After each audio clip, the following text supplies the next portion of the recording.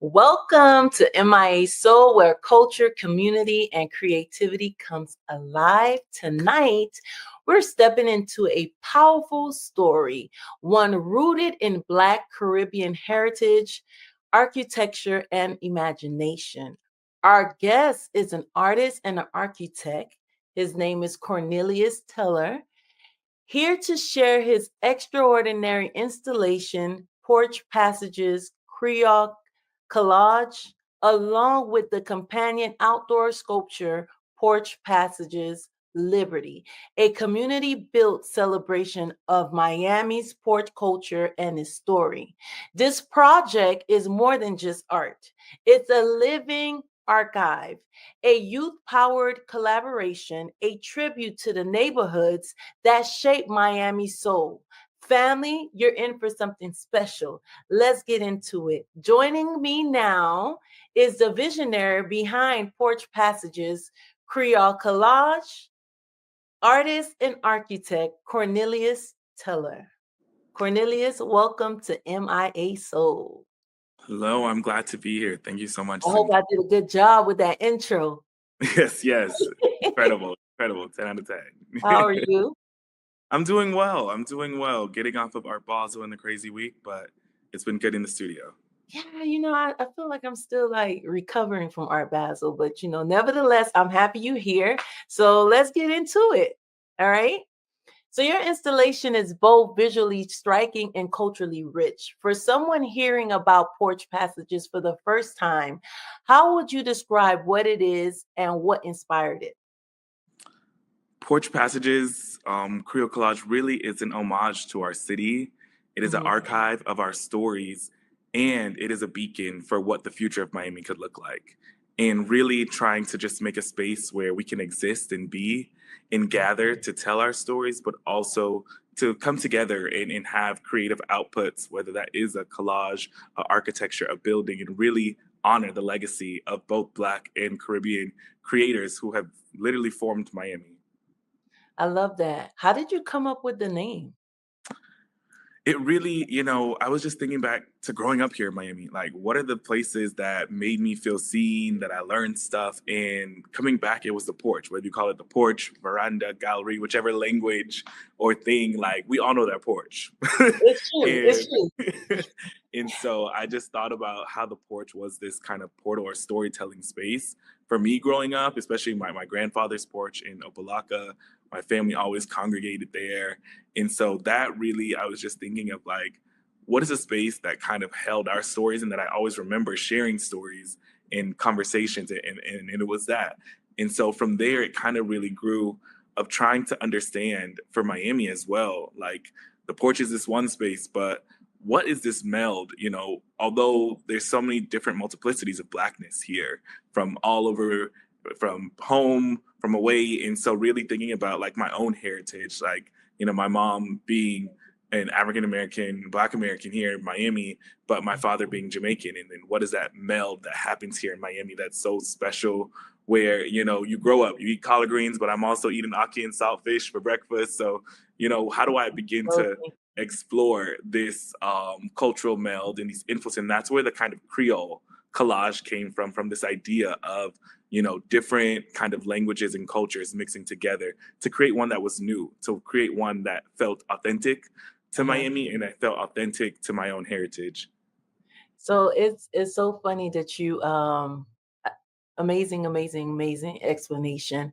But as you was talking, I started to reminisce about my childhood, and you are absolutely right. I'm Haitian, and we absolutely had a lot of storytelling on them porches. So I wanted to ask you, what stories do these porches tell, and why was it important for you to preserve them through your art? Yeah, it really was about seeing how quickly Miami was changing, the way our landscape was changing with new development, new buildings, things happening quickly, especially after the pandemic, Mhm. and wanting to say what makes Miami, like, why was this a fleeting thing to make sure that our culture was here in Miami and present? And it Mhm. really is those little stories of going to the Candy Lady house, like Yeah. going down the street, walking with your friends, like remembering the smells of what it was like having a cookout or a Getty or certain things. And what are Mhm. these kind of Miami stories that like really felt sentimental to hear? And how do we preserve these little moments that it wasn't about the big flashy displays of culture, but what were these little subtleties that make Miami what it is, you know, and how can I kind of create space for more of that to happen, especially in the kind of urban environment or landscape to make a space where essentially the porch that is this thing on the home that is between the home and the outdoor space becomes something that we can plug into larger kind of urban spaces, parks and things, and think of what is that architecture that makes up the porch. I love that. I wanna ask you, because you were raised in Miami, born and raised, right? In Yes. Miami. I wanna ask you, do you feel like with all the gentrification that is happening that we're kind of losing, or we kind of lost, those, porch passages that you talking about, and you creating such a wonderful installation, it actually, while you're speaking, is again bringing me down memory lane, and I'm like, I don't know if my kids gonna ever go to the candy lady house Yeah. or the frozen cup lady, Oh, yeah. or all those things that we did as kids. And I'm just excited to hear it because I read about it, but to hear you explain it, it just nostalgic. Yeah. So as you partner up with the Marshall L. Davis Senior African Heritage Culture and Arts Center and the Miami Fab, what is it like seeing the young artists contribute poetry and collages that shape the final installation for your project? Yeah, so for working with both the Marshall Davis Senior African Heritage Cultural Arts Center and Fab Lab Miami, like the students from both, I worked with a local poet and educator, Arsummer McCoy, who really helped bring to life the storytelling part because they were collaging and working with me, but when they brought words to it, it really brought to life. And it showed that they're still experiencing these things.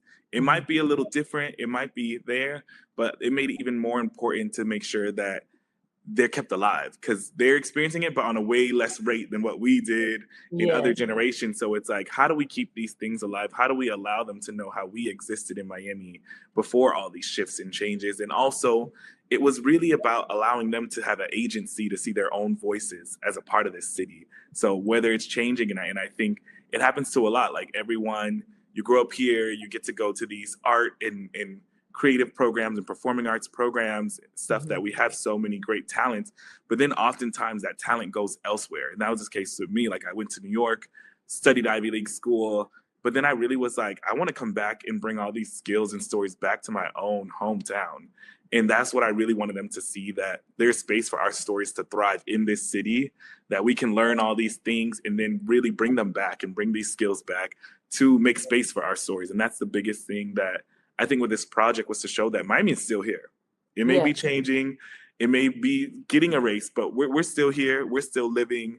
And how do we continue to make more space for our stories to be on that same platform? And I think especially with the exhibition opening right before Art Week and tied to Art Basel, like I was able to get international galleries and people to come to the nice. Marshall L. Davis Senior African Heritage Cultural Arts Center. And so getting them these international voices to see what we're really about as a city, I think it was magical. It was a magical night filled with performances, and to see the students' stories come to life in the architecture of the space, in the exhibition, and Mhm. see themselves as a part of this story, I think was really that important piece of the puzzle. Wow, that's such a powerful way to look into how the neighborhood hold the history, the memory, and the meaning. And that brought me to to my next question. But you kind of like wrapped it all up, which was very nice. And how you wanted the community to reflect on the work as they see it, and how we're not too far detached from the now youth. We're still young. Mhm. we're still- but I'm saying the youth that we have now that was that added into your installation, they still can relate. And I love that, because I feel like sometime my kids miss that, but that's my fault, but I'm going to correct that. But that was such a powerful look into our neighborhood history and the memories. We'll take a quick break, but when we come back, we'll talk about the outdoor sculpture, Porch, Passages Liberty, the community partners who helped made this possible, and how the public can experience the installation for themselves. Stay tuned. You're watching MIA Soul. We'll be right back. Welcome to the City of Miami Gardens, where purpose meets opportunity. From building tomorrow's infrastructure, to answering the call when it matters most, to creating vibrant spaces and smart growth, every role counts. With 4-day work weeks, 100% paid health benefits, generous PTO, and a Florida pension plan, the City of Miami Gardens puts you first. Join the team that's shaping the future.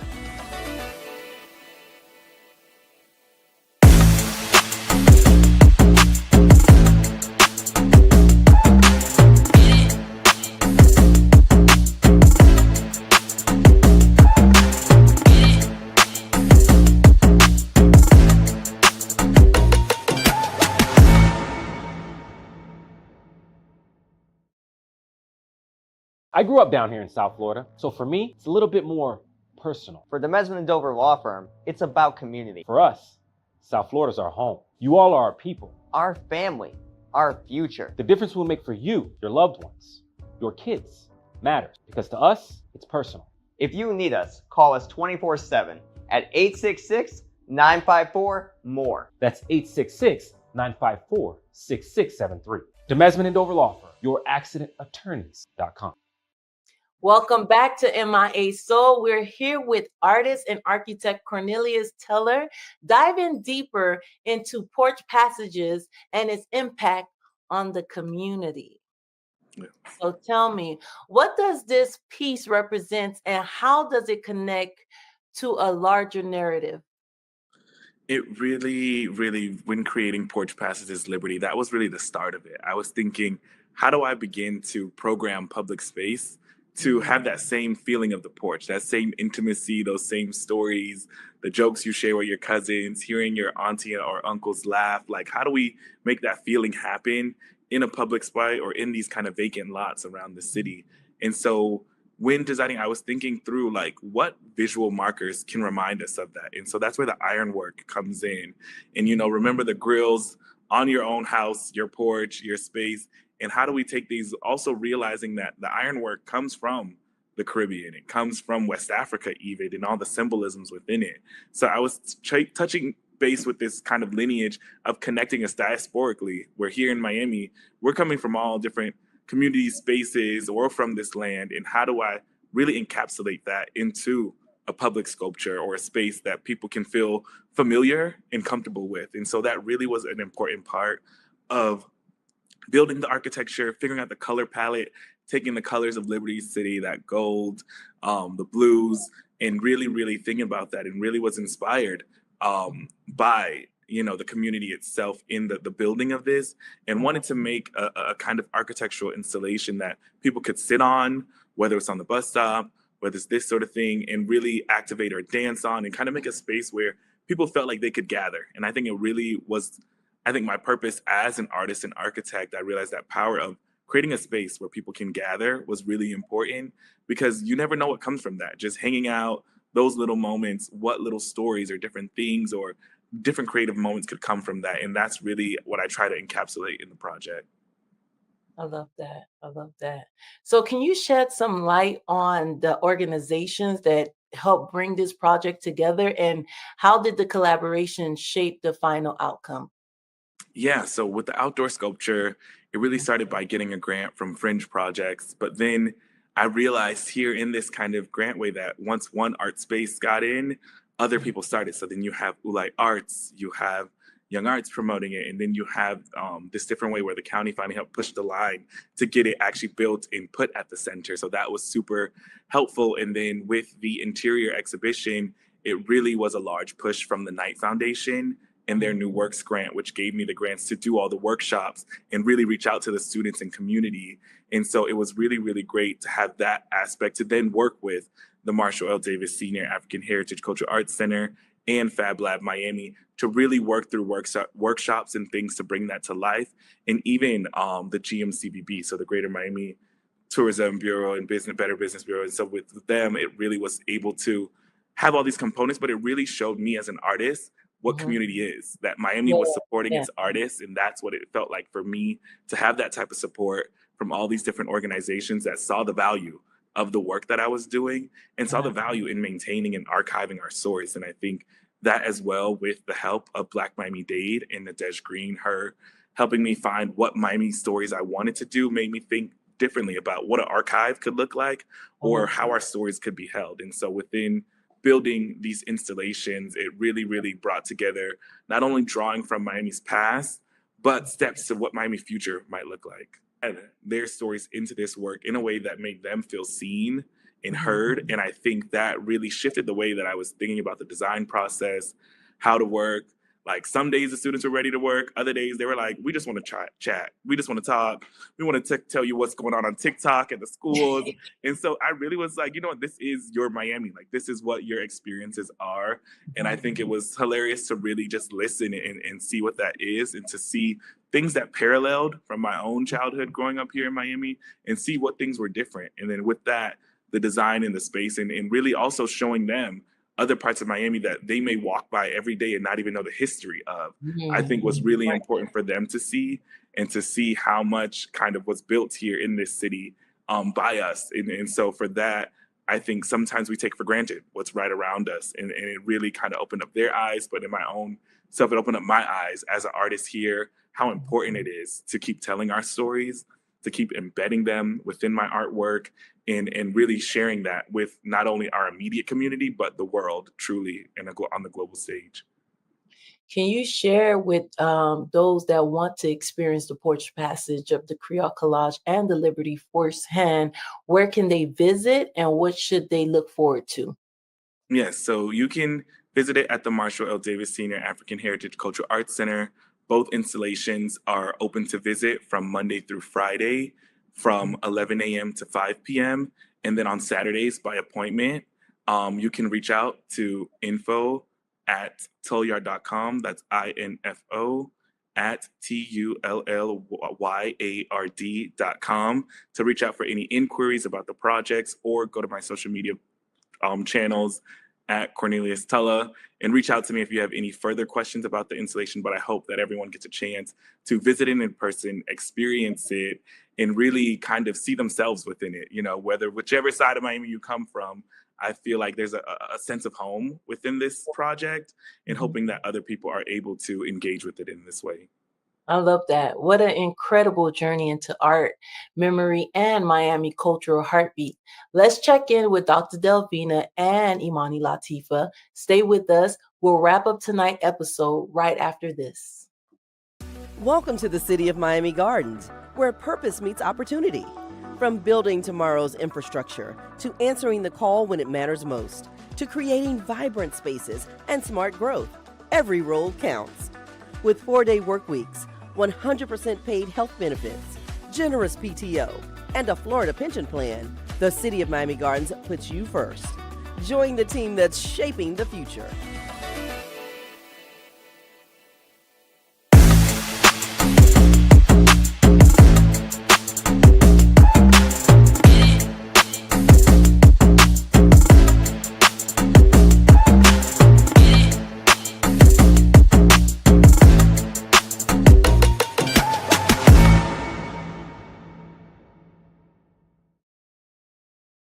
I grew up down here in South Florida, so for me, it's a little bit more personal. For the Mesman and Dover Law Firm, it's about community. For us, South Florida's our home. You all are our people. Our family, our future. The difference we'll make for you, your loved ones, your kids, matters because to us, it's personal. If you need us, call us 24/7 at 866-954-MORE. That's 866-954-6673. The Mesman and Dover Law Firm, youraccidentattorneys.com. Hey, Cynthia. Are you ready to take the couch? It's Dr. Delvina, the Queen of Brain Love. I'm here at the 2nd annual Suicide Prevention Awareness Summit at Miami-Dade College North. Hope for tomorrow. This year's theme is activating the athlete's mindset for better mental health. We have talks like the mindset of champions. I hope you guys will join me on the couch so you can see a little bit about what we did today. Come on, get on the couch.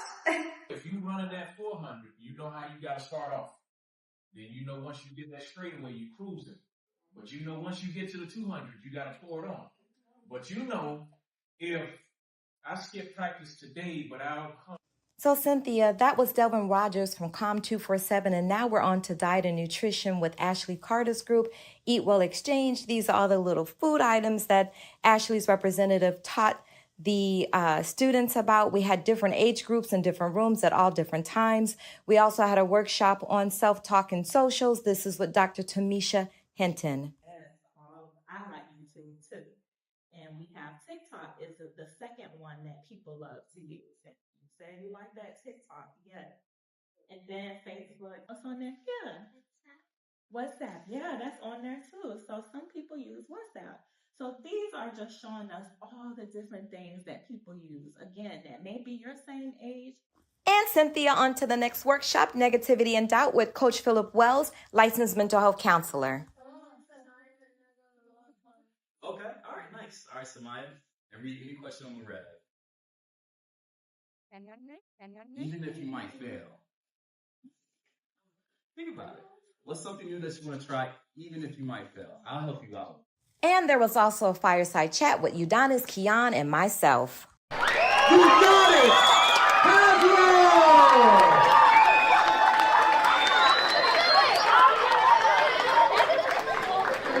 Slap boxing outside playing football. When did you really just focus on basketball? I would say basketball was my first love. Football was like, right behind it. But like it was high school, I got a scholarship to go to Cardinal Gibbons, which was a private school, and I had to make a decision whether I'm gonna play varsity basketball and try to play football as well. And it's like, okay, they're paying $18,000 a year for me to go to the school. So I chose basketball. You said it right, they're paying you. No, I said it right, they're paying you. I was getting a free Catholic school education at the moment. But basketball is a game that keeps giving. I still love it, and I'm still passionate about it today as I was as a youth. Okay, tell us, when did you fall in love with basketball? UD talked about hating football and falling in love with basketball because of all the pain and the heartache. The pass coming off. Once I got to the sideline, I ain't had no football pass left. And that was it. They folded me up. They got me good. And I'm like, you know what? I like basketball. I'm pretty good at it. I would just stay over here with it. And that was kind of like a business decision early. Like I can't keep getting hit like this. Yeah. Like, this ain't gonna work. I want you guys to give, like 30 to 60 seconds about if you could go back to your teenage years, turn your mind backward again. What is one piece of advice about mental health from those years that you can share with the teens who are in the audience from that space where you were as a teen? Like for me, I would say, this doesn't matter. I can still be great. Whatever was happening. Cynthia, it was such an awesome summit. And I always have to give you my brain love at the end. And here it is. Brain love! We congratulate you on being the first. Peace and beautiful blessings, my MIA fam, and welcome to another Arts and Culture Report by Imani. This time expressing my greatest admiration for the film, The Spook Who Sat by the Door.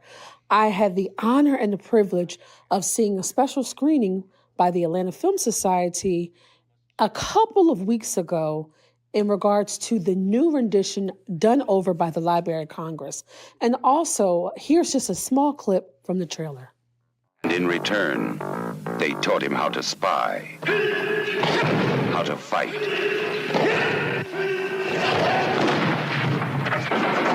how to kill. For 5 years, he was the spook who sat by the door. And then he turned gangs of ghetto kids into a highly trained guerrilla army. We live off the land. We match technology with spontaneity and improvisation. Men against machines, brains against computers. Now, if you don't think it can work, you check out Algeria, Kenya, Korea, and Vietnam. Can you dig it? But thank you for coming out, and thank you for being patient as we get started and people finding parking, etc. We have been really excited to bring this restoration to the city of Atlanta, a city of such significance in terms of Black history, Black empowerment. I mean, it could not be a better fitting. I am one of the daughters, as we've been coined, Again, my name is Noma Tonde. I'm the daughter of Burley and Ivan Dixon, and my brother Kumara is here this evening as well.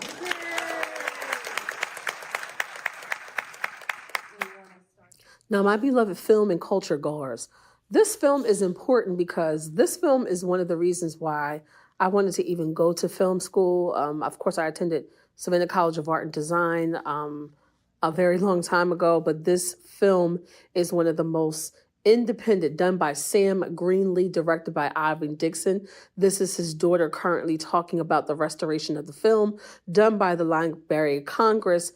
And it was an honor to meet both the filmmaker's daughter and the writer, Sam Greenlee, his daughter as well. Okay, for how many people is this their first time seeing this film?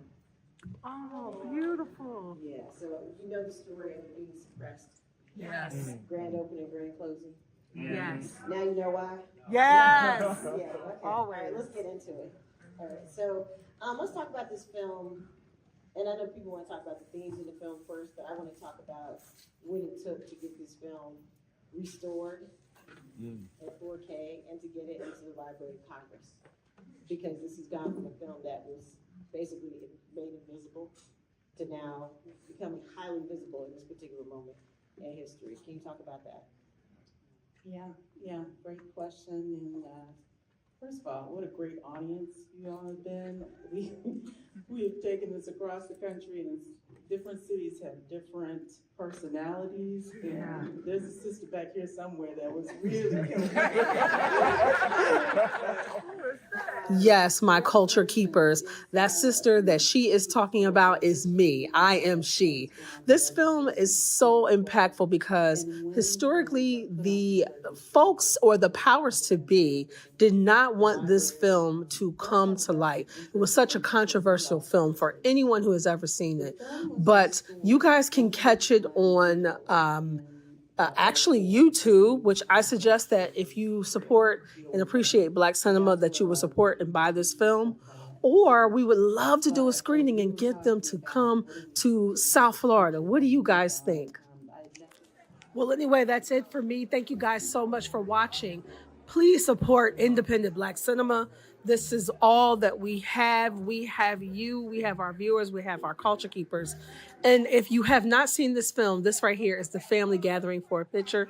Please make sure that you stay tuned, watch this film, and let's do something positive, keeping our brains motivated. Thank you so much for watching. Peace and beautiful blessings. Welcome back. Tonight, we explored the power of storytelling through architecture, creativity, and community. A huge thank you to Cornelius Teller for sharing Porch Passages, Creole Collage, and Liberty, two remarkable works honoring the history, resilience, and artistry of Miami Black and Caribbean neighborhoods. Projects like these remind us that our story deserves space, visibility, and celebration. I'm Cynthia Saint Paul, and this has been MIA Soul. Thank you for joining. Until next time, you know it, keep your soul fed and your spirit lifted.